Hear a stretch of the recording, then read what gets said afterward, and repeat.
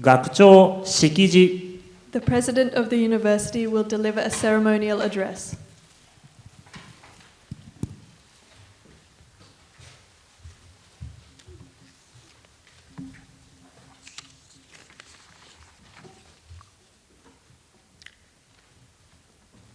There is no necessity to speak in English inside this hall, but there are parents and family members from all over the world watching this ceremony online.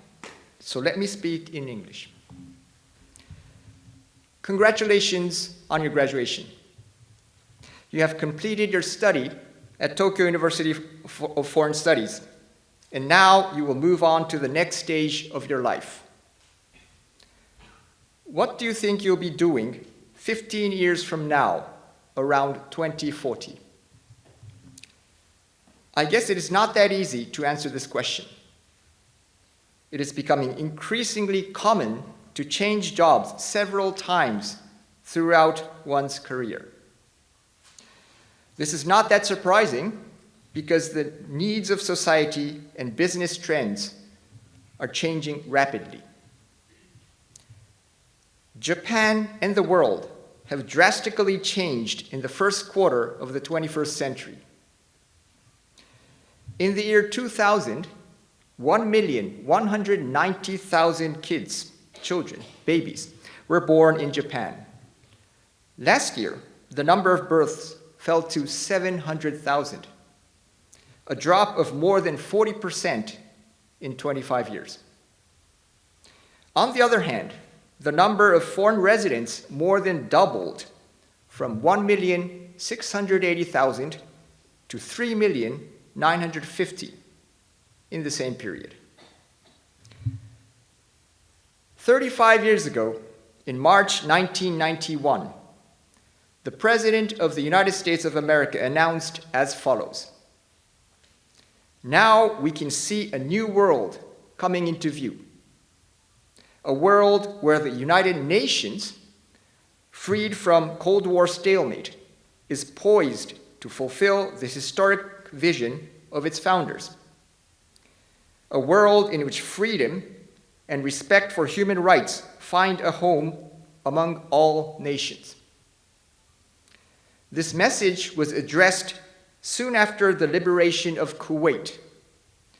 42 countries authorized by the United Nations participated in a military operation against Iraq, which invaded and occupied its neighboring country, Kuwait. The wars we are viewing today were unimaginable at that time. Finally, let me mention the rapid and transformative development of artificial intelligence, AI, nowadays.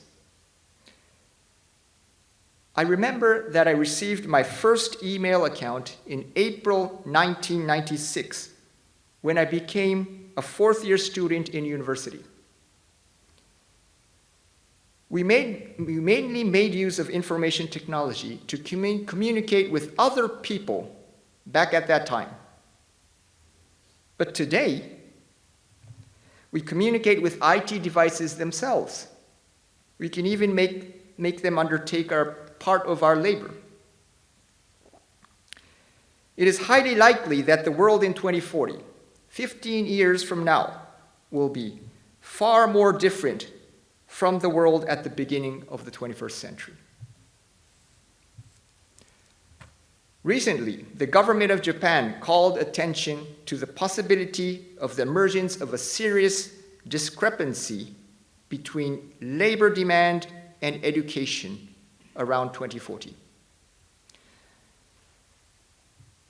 The government announced a prediction of the structure of employment in 2040. The government estimates that Japan may face a shortage of more than 3 million experts in AI and robotics, whereas over 4 million clerical workers may become redundant. In terms of academic background, the government predicts that a large part of the surplus labor will come from universities and schools of humanities and social sciences. To be more specific, the government says that 610,000 surplus workers will be BA holders in humanities and social sciences, and 150,000 will be MA and PhD holders in the same fields. I do not think that you need to take these numbers seriously, nor do I think that you will be included in the surplus labor force. Judging from the substantial decrease of the working population and the accelerated development of AI, it is likely that a large part of a clerical labor will be replaced by AI. However, that does not necessarily mean that students in humanities and social sciences will lose job options. I do not think that clerical jobs are natural or logical choices for those who graduated from schools or universities in the fields of humanities and social sciences.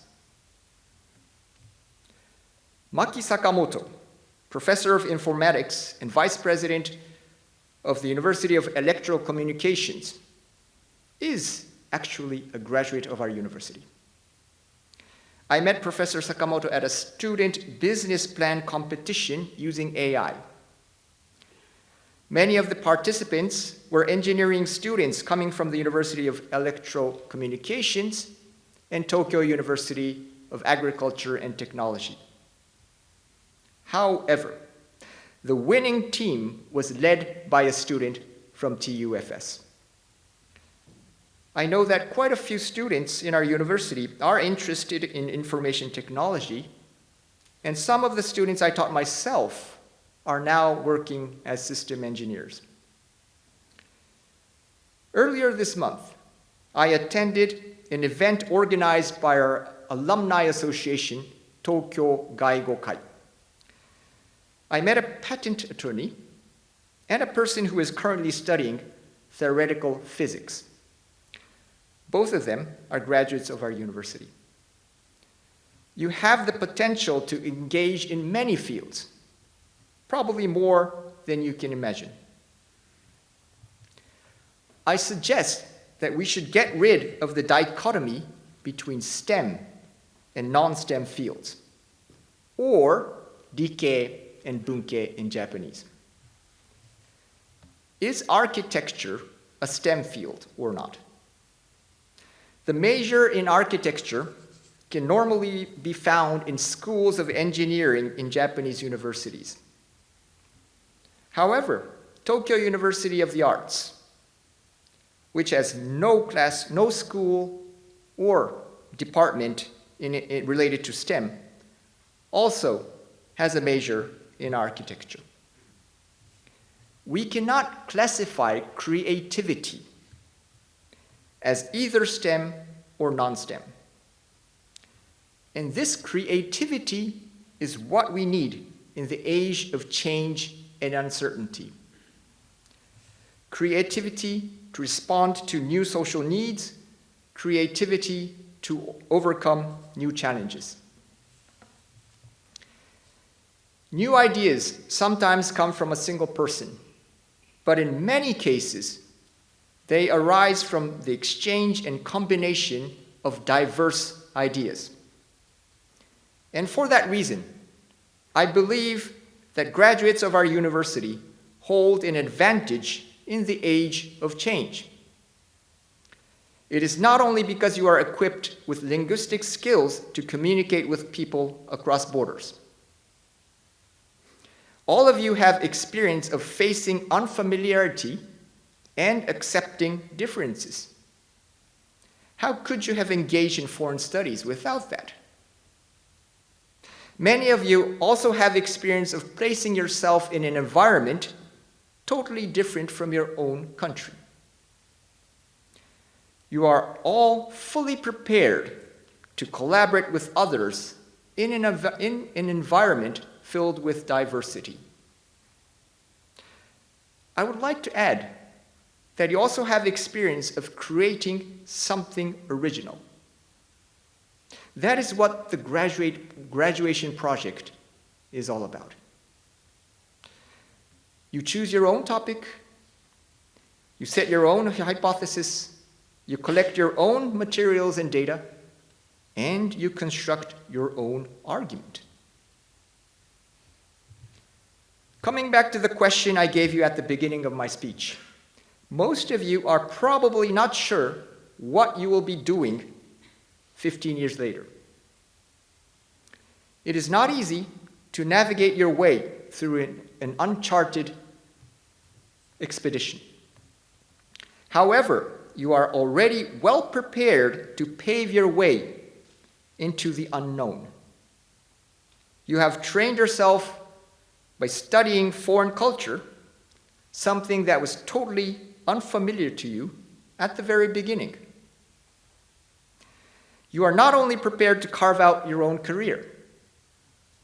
By communicating and collaborating with others with a variety of knowledge and skills, you are also equipped with the ability to navigate a world which seems to have lost direction. Studying is not only a way to accumulate existing knowledge within your own mind. Studying is also a way to prepare yourself for the unknown. This is what I learned myself by talking with many students and graduates of our university in the past year. Now that I've given you my final message, I'm ready to send you off to the next stage of your life. Congratulations. Enjoy the uncharted expedition which starts when you leave this campus. Bye-bye.